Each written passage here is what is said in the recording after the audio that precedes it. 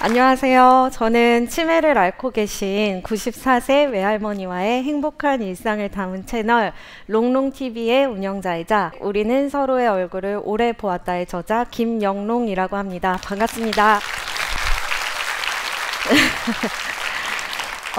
먼저 저희 가족을 간단히 소개할게요. 저는 어렸을 때부터 할머니, 엄마 이렇게 함께 셋이서 살고 있는데요. 구독자분들께서 종종 이런 댓글을 남겨주십니다. 할머니가 어머님과 영롱 씨에게 사랑을 많이 주셨나 봐요. 롱이네 가족은 꼭 동화 속에서 튀어나온 사람들 같아요. 그런데 사실 저희 가족은 그렇게 화목하지 못했습니다. 심지어 엄마는 어린 시절에 5남매 중에 가장 존재감이 없었던 넷째 딸이자 가장 사랑받지 못했던 자식이었다고 해요. 할머니는 유독 엄마를 미워하셨다는데 어린 시절에 엄마는 할머니로부터 쏟아지는 욕설과 매질을 견디며 자랐다고 합니다. 엄마의 깊은 상처는 제가 성인이 될 때까지도 아물지 못했는데요. 치유되지 못한 상처를 안고 할머니와 30년을 함께 산다는 건 마치 언제 터질지 모르는 폭탄을 안고 살아가는 것처럼 위태롭기만 했습니다. 엄마의 상처가 건드려지는 날에는 집안에 차가운 공기만 맴돌았으니까요. 어쩌면 저희는 같이 살고 있었지만 같이 산 게 아니었을지도 모르겠어요. 그런데 5년 전에 치매 중기 판정을 받으신 할머니를 집에서 돌보면서 저희는 할머니로부터 많은 선물을 받게 됐습니다. 이야기에 앞서서 질문을 하나 드려보고 싶어요. 여러분은 치매와 함께 살아간다 라는 말을 들으시면 어떤 생각이 가장 먼저 드시나요? 네, 아마도 힘들겠다. 함께 사는 다른 가족의 삶도 망가지지 않을까 라는 생각이 가장 먼저 떠오르셨을 것 같아요. 물론 저희도 힘들지 않은 건 아닙니다. 하지만 할머니가 치매를 앓게 되신 후에야 서로에게 받았던 깊은 상처를 치유할 수 있었고 서로를 더욱 사랑할 수 있게 됐어요. 아프지 않고 어느 날 갑자기 자다가 죽는 게 최고의 복이다 라는 흔한 말 들어보셨죠? 혹시 공감하시나요? 저는 이 말에 공감할 수가 없습니다. 만약에 할머니가 건강하게 지내시다가 어느 날 갑자기 돌아가셨다면 저희 가족에게 이런 변화는 찾아오지 않았을 테니까요. 많은 가족이 그렇듯 제가 커갈수록 저희 가족은 더욱 서먹해지기 시작했습니다. 어색한 관계 때문이기도 했는데요. 엄마는 혼자서 저를 키우시느라고 바쁘셨고 저는 저 사느라고 바빴거든요. 서로의 얼굴을 바라보지 않는 시간이 길어지면서 어느새 할머니는 집에 놓여있는 폭신한 소파 같은 존재로 텅 빈 거실에 멍하니 혼자 앉아있는 시간이 길어지셨습니다. 할머니의 귀와 무릎 그리고 심장이 망가지면서부터는 그나마 있던 사회적 관계도 단절됐어요. 그러자 저희 가족에게 큰 위기가 찾아왔습니다. 점점 외딴섬이 되어가던 저희 할머니가 결국 치매에 걸리신 거죠. 어느 날 할머니 약통을 보니까 아주 엉망이었습니다. 어떤 약통에는 알약이 뒤죽박죽 다 섞여 있고 어떤 약은 병원 진료일이 한참 남았는데 알약이 하나도 남아있지 않은 거예요. 치매는 일상의 당연한 일도 당연하지 않은 일이 되는 병이구나. 정말 막막했죠. 할머니의 치매는 빠르게 진행되기 시작했습니다. 스스로 씻는 것조차 힘들어지셔서 제가 할머니의 목욕을 담당하게 됐고요. 할머니는 밤마다 기저귀를 벗으셨습니다. 소변이 묻은 기저귀를 벗어야 한다는 것까지는 기억을 하셨지만 새 기저귀를 다시 입어야 한다는 거는 잊어버리셨던 거죠. 때로는 소변 묻은 기저귀가 세탁기에 들어가 있었던 적도 있었고 바지만 입고 밤새 거실을 돌아다니시는 통에 매일 아침이면 방바닥에 소변 자국이 가득했습니다. 위험한 행동도 하셨어요. 목욕물을 데펴야 된다고 또는 밥을 안 쳐야 한다고 새벽에 가스불을 켜려고 하는 걸 제가 말린 적도 허다했죠. 저를 특히 힘들게 했던 건 치매를 진단받기 전부터 있었던 외출에 대한 집착이었는데요. 그 증상이 더 심해져서 제가 나가서 친구라도 만나는 날이면 아주 난리가 났습니다. 저희 집이 2층짜리 단독주택이거든요. 해가지고 밤이 되면 할머니는 2층에서부터 외부 계단을 기다시피 내려가셨습니다. 그리고 1층에 계신 엄마한테 마당에서 완전 큰 목소리로 소리를 지르셨어요. 수키야, 야, 이 바람났나 보다. 전화해라. 외출해도 밤 9시 전에는 들어가야지. 집에 가면 빨래 폭탄에 청소할 게 태산. 밤에는 사고가 날까봐 잠도 잘 못 자요. 아우, 정말 미치겠는 거예요. 저희 엄마도 힘들어 하시긴 마찬가지였어요. 늘 일어나는 이상행동과 함께 고집이 세지는 할머니 앞에서 엄마는 늘 괴로워하셨고요. 병인 건 알지만 자꾸만 건드려지는 그 옛 상처 때문에 화로 가득 찬 마음을 어쩌지 못해서 늘 불안해 보였습니다. 그러다 보니까 그나마 괜찮았던 엄마와 제 사이도 틀어지기 시작했어요. 체력이 바닥나고 마음의 여유가 사라지니까 가장 사랑하는 사람을 토닥여주는 일조차 참 어려운 일이 되더라고요. 되게 바쁜 날이었는데요. 늦은 시간에 할머니를 목욕시켜드리고 침대에 가만히 누워있는데 이런 생각이 들더라고요. 아, 이 힘듦은 대체 언제 끝날까? 할머니가 돌아가시면 나는 뭘 할까? 여행을 갈까? 그런데 할머니는 언제 돌아가실까? 순간 머리를 한 대 얻어맞은 느낌이 들었습니다. 그런 생각을 한 제 자신이 너무 싫어졌어요. 할머니는 자식보다 저를 더 사랑해주면서 키워주신 분이시거든요. 그런데 저는 고작 몇 년 힘들었다고 할머니가 언제 돌아가시나 이러고 있는 거잖아요. 이게 사람이면 다 그럴 수 있다라고 자기 합리화를 해봐도 이거는 아니다 싶었어요. 그때 참 오랜만에 할머니랑 엄마 그리고 제 얼굴을 봤습니다. 안 그래도 닮았다는 소리를 많이 듣는 저희 3대의 얼굴이 4년 동안 똑같이 변했더라고요. 무표정한 얼굴로요. 이대로라면 저희 가족이 완전히 망가질 것 같아서 뭐라도 해야겠다는 생각에 유튜브를 시작했습니다. 이게 뭐 사람들이랑 소통하고 싶어서도 아니었고요. 돈을 벌고 싶어서도 아니었어요. 그냥 단지 탈출구를 찾고 싶은 마음뿐이었습니다. 주기적으로 할머니랑 뭐라도 하다 보면 이 지겹고 힘든 일상에서 그나마 웃을 일이 생길 것 같았거든요. 첫 촬영 날이었습니다. 만약에 할머니가 싫어하시면 말지 뭐 라는 가벼운 마음으로 할머니 앞에 삼각대를 놨어요. 자기소개를 부탁드렸습니다. 그런데 정말 생각지도 못한 일이 벌어졌습니다. 마치 누가 말을 걸어주길 기다렸던 사람처럼 할머니가 말씀을 너무 잘하시는 거예요. 할머니는 이런 말씀을 하셨습니다. 영상 보실게요.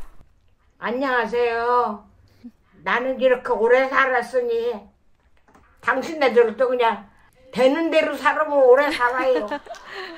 돌아오는 대로 그냥 살면 된다고요. 슬프면 슬픈 대로 살고 좋으면 좋은 대로 살고 그냥 돌아오는 대로 살으면 되는 거야.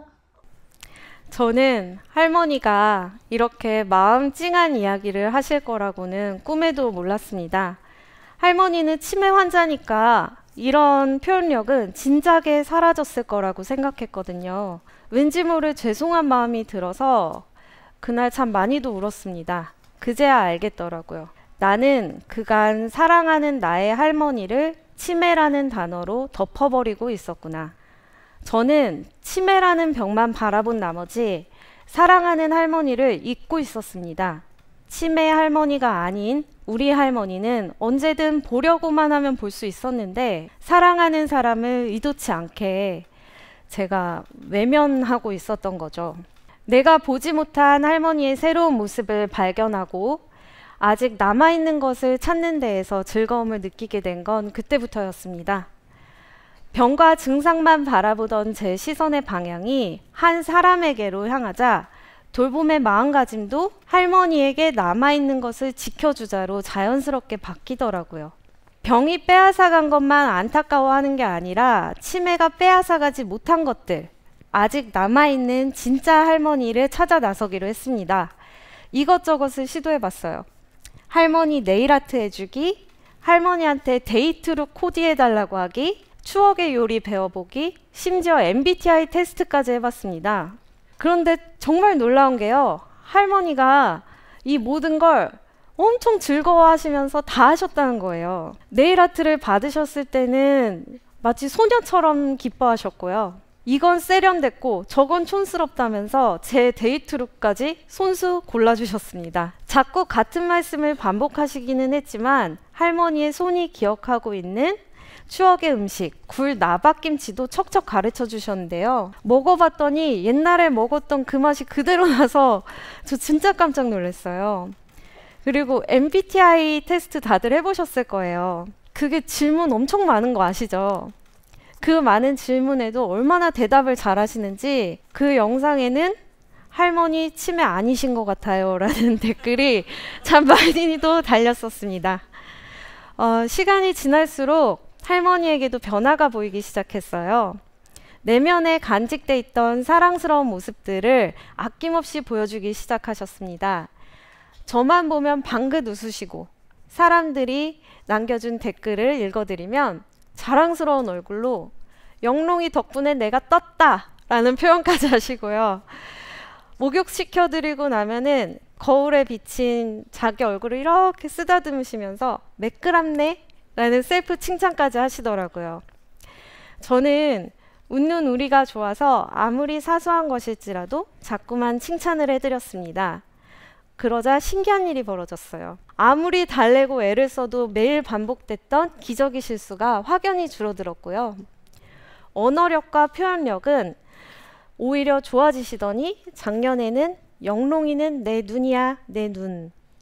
모든 걸 가르쳐주고 일러주는 눈이라는 주옥같은 말씀도 해주셨습니다. 할머니의 변화가 너무 신기해서 담당 의사 선생님께 여쭤봤더니 그러시더라고요. 치매 환자에게 내가 살아가야 할 이유가 생겨서 우울감이 낮아지고 자존감이 올라가면 인지능력 검사 점수도 높게 나온다고요. 치매 환자들은 방금 무슨 일이 생겼는지 기억하지는 못해도 그때 느꼈던 감정은 남아있다고 하는데 아마도 할머니의 행복감이 인지능력에 긍정적인 영향을 주고 있는 것 같다고 말씀하셨습니다. 저는 그제야 할머니의 병을 제대로 이해할 수 있었습니다. 할머니의 치매는 세상과의 소통이 멈춰서 더 이상 움직일 수 없었던 뇌가 웅크리면서 시작된 병이자 지독한 외로움에서 비롯된 병이라는 걸요. 따뜻한 변화는 엄마와 저에게도 찾아왔습니다. 할머니와 함께 촬영한 영상들을 편집하면서 같은 장면만 수십 번을 보게 됐는데요. 그렇다 보니까 평소에는 보지 못했던 할머니의 표정, 주름의 미세한 움직임, 많은 말을 담고 있는 눈빛이 보이기 시작했어요. 그 얼굴을 오래도록 바라보다 보니까 저도 모르게 할머니를 더 이해하게 되고 사랑하게 되더라고요. 엄마도 제 영상 조회수를 올려준다고 똑같은 영상을 계속 보다 보니까 그러시더라고요. 나의 엄마에게도 저런 표정이 있었구나. 그걸 환갑이 넘은 나이에 알게 되셨대요. 상처가 많았던 엄마에게는 곧 연민이라는 감정이 스며들었고요. 자신의 상처만 바라보던 엄마의 시선은 할머니의 아픔과 상처로 향하기 시작했습니다.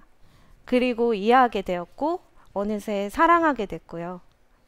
엄마가 할머니를 조금씩 쓰다듬게 되고 할머니와 눈을 맞추며 웃는 시간이 많아지니까 과거의 상처에 대한 이야기를 늘 피해 오셨던 할머니가 작년 가을에는 엄마를 꼭 끌어안고 울면서 미안함과 고마움을 표현하셨습니다.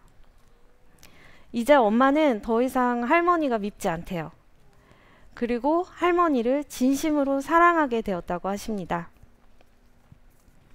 돌이켜 생각해보면 저희 가족의 변화와 지금의 행복은 내가 무엇을 보느냐라는 작은 질문에서 시작된 것 같습니다. 무조건 돌보는 게 아니라 할머니를 어떻게 기억하고 싶은지를 생각하면서 돌보니까 할머니 역시 아프신 와중에도 그간 마음속에 간직했던 사랑을 아낌없이 보여주게 되신 거죠. 할머니의 사랑은 수많은 사람의 마음을 울렸고 저희 가족은 분에 넘치는 응원을 받았습니다. 이곳에도 치매 어르신을 돌보고 계신 분들이 계실 거예요. 마지막으로 저는 이걸 꼭 말씀드리고 싶어요. 치매를 진단받았더라도 순식간에 한 사람이 완전히 사라지진 않는다는 걸요. 치매 말고 사랑하는 바로 그 사람을 봐주세요. 특히 초기와 중기 단계라면 그 사람에게서 반짝이고 있는 면을 분명히 발견하실 수 있으실 겁니다. 그리고 그 반짝임에 주목한다면 치매에도 불구하고 충분히 행복할 수 있다고 생각해요. 내가 돌봐야 할 건 병이 아니라 사랑하는 할머니라는 걸 깨닫는데 5년이 걸렸습니다. 그리고 먼 훗날 내게 남아있어야 할 기억은 함께 나누었고 지금도 나누고 있는 사랑이라는 걸 그 긴 시간 동안 배웠습니다. 사랑하는 사람을 오래도록 바라보고 그 사람에게 남아있는 반짝임을 찾고 그 반짝임이 흐릿해지지 않도록 곁에서 지켜주는 것. 그건 치매 할머니를 돌보는 저뿐 아니라 우리 모두에게 필요한 사랑의 방법이 아닐까요? 여러분은 사랑하는 사람의 얼굴을 오래 바라보신 적이 있나요? 아마 매일 보는 가족의 얼굴을 오래 바라보는 일은 가장 쉬워 보이면서도 어려운 일이 아닐까 싶습니다.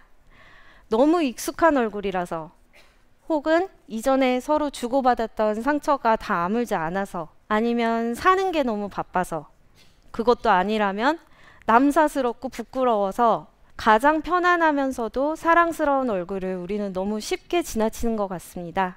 사랑하는 사람이 웃을 때 얼굴에는 어떤 모양의 주름이 지는지, 서로 눈을 맞출 때 눈빛은 어떤지, 그 눈빛과 표정으로 어떤 마음을 전하고 있는지, 오늘 한번 유심히 바라보는 시간을 가져보시는 건 어떠실까요? 제 강연은 여기까지입니다. 이야기 들어주셔서 감사합니다.